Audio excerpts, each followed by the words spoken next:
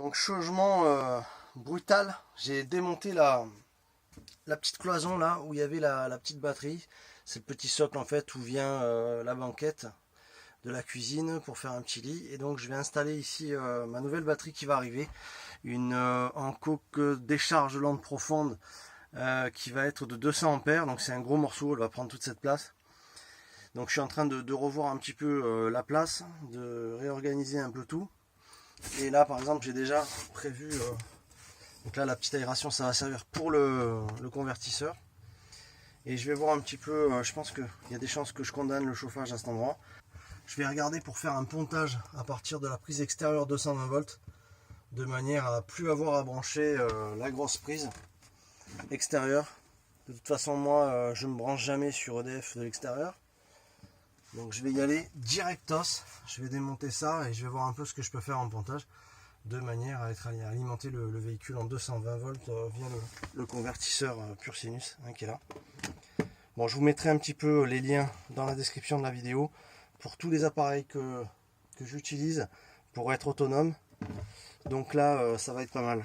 À savoir que là déjà j'ai une Exide, c'est une batterie à gel. Bien que l'arrivée, tu comprends bien que l'arrivée là, donc la terre, la phase et le neutre, donc la terre, la phase et le neutre, ok, qui sont en arrivée de la prise.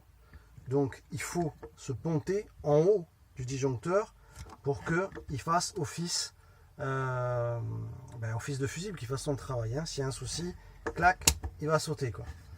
Donc c'est pas en dessous, mais avant qu'il va falloir faire un pontage. Ok. Hop, notre petite lampe à moustique.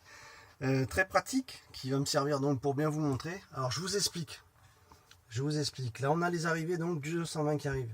Ce qu'on va faire, là j'ai récupéré une ancienne rallonge en récupération. Hein, des fois tu jettes un appareil, récupère la prise. Et donc voilà ce qu'on va faire pour ne pas condamner totalement le 220. Donc on va brancher la phase avec la phase.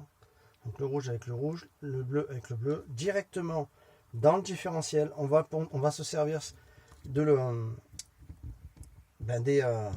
arrivées par vis du différentiel directement. Et par contre, qu'est-ce qui va se passer? Quand on voudra s'alimenter en 220, on pourra s'alimenter en 220 en laissant brancher notre prise sur le convertisseur. Ok, sur le convertisseur pur sinus qui est là. Ok. Donc voilà, je vous montrerai après en fin d'installation. Ce qui fait que lorsque on doit se brancher par 220 et pour pas claquer le convertisseur, bien évidemment, il faudra débrancher la prise. Ok.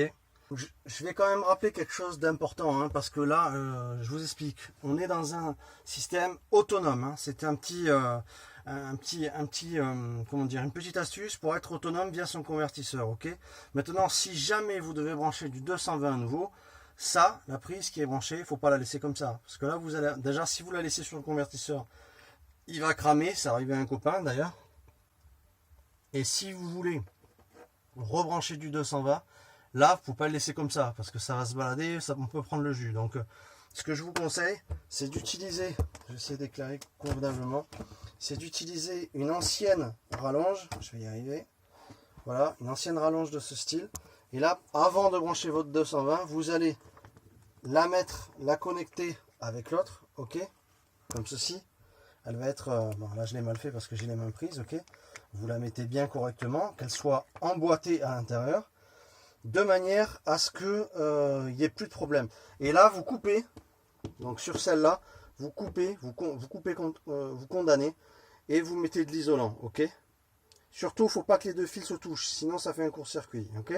Donc il n'y a rien de dur, il suffit de couper bien proprement et mettre un isolant, la mettre, hop, vous mettez ça comme ça, vous l'emboîtez, ok, convenablement. Et là, vous allez pouvoir brancher votre 220. Mais ça, il ne faut pas que ça reste comme ça, il ne faut pas que ça reste apparent, sinon vous prenez le jus, ok. Voilà, on continue.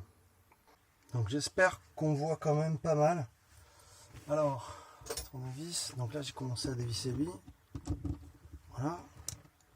Tu vois, donc tu sors le rouge, on récupère notre rallonge, ok.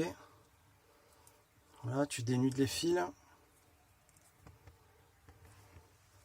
Et on va donc installer. Tiens, j'espère qu'on voit bien. Là, je vais mettre un peu plus puissant. Je vais mettre donc les deux ensemble. Ok.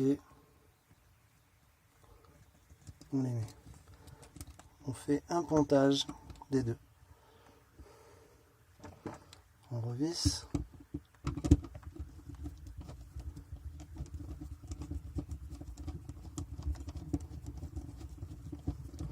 Donc on va faire pareil pour l'autre. Voilà.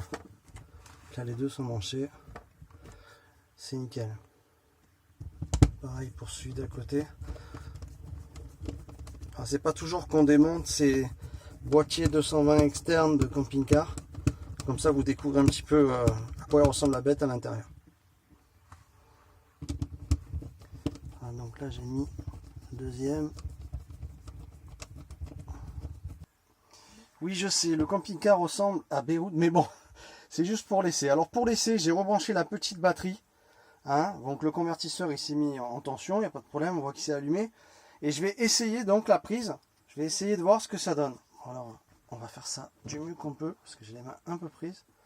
Donc on envoie, c'est parti. Voilà, donc là j'ai envoyé. Ok. Ça n'a pas explosé, vous voyez. Donc là c'est allumé, et on va voir si c'est bien, si il nous envoie du 220 dans tout le réseau du camping-car. Ok, donc prise électrique. Oups. Voilà, ok c'est parti. Donc je branche ma grosse enceinte avec lesquelles je te fais les lives. Donc on branche en 220, clac.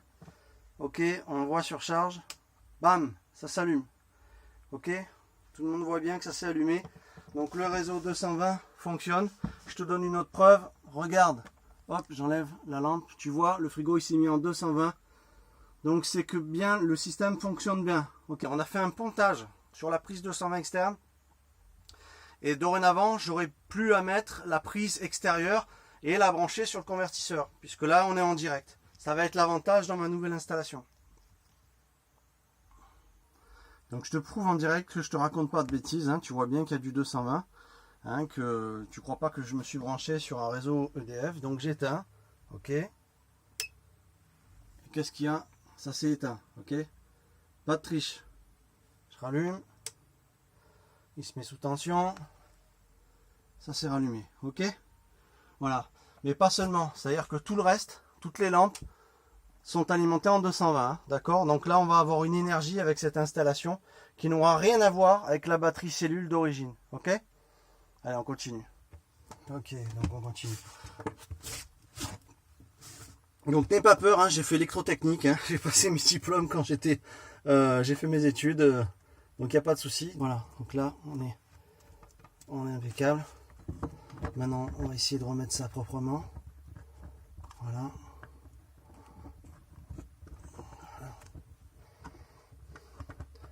Donc là moi j'ai envie de mettre un petit coup de pince, histoire que ça soit beaucoup plus propre pour passer les fils.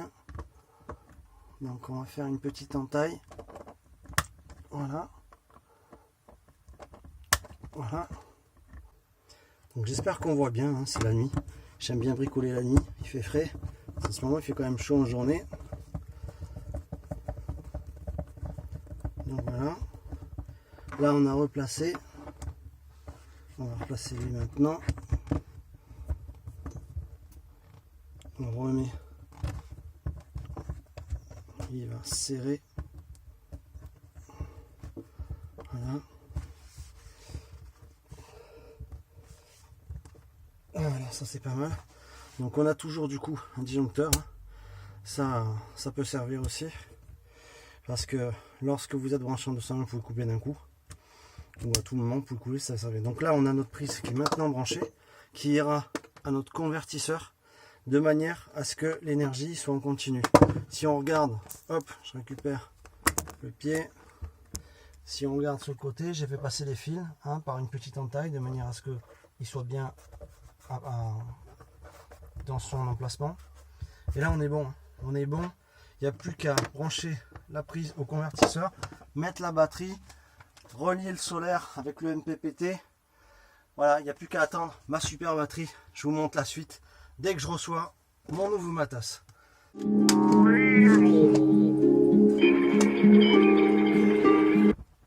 les amis, vous ne pouvez pas savoir, je revis Ichi, il est parti retrouver ses amis. Donc je suis super content parce que je vais pouvoir passer enfin une bonne soirée. Oh, je vais pouvoir souffler et tout, je suis super content.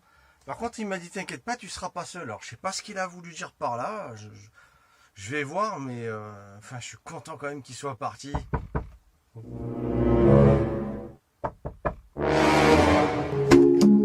que c'est que cette histoire?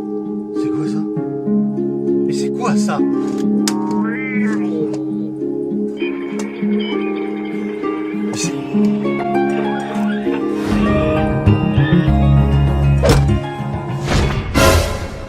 Oh non!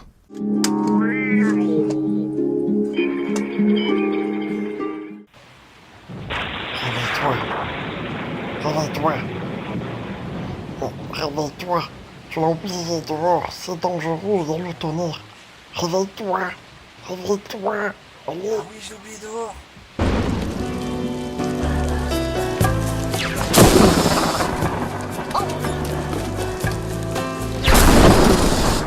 J'ai entendu le tonnerre. En plus, il y a eu une espèce d'éclair. Je sais pas ce que c'est. Wally, t'es là? Qu'est-ce que t'as? Wally? Wally? Qu'est-ce qui t'arrive? Wally? Qu'est-ce qui t'arrive, Wally? T'es différent, je te reconnais plus. Mais Wally, qu'est-ce qui se passe? T'as pris la foudre et t'es devenu vivant? Mais qu'est-ce que c'est ce délire? Wally, je te reconnais plus. N'aie pas peur, mais si, je te reconnais, t'inquiète pas. Tu sais bien que je t'aime. Ouais, t'es content? Bon, Wally, tu restes dedans ou tu veux aller dehors? Ok, je te mets pas dehors, y a pas de souci. Tu vas rester ici. Put on your Sunday clothes, there's lots of world out there. Get out the brilliantine and dime cigar.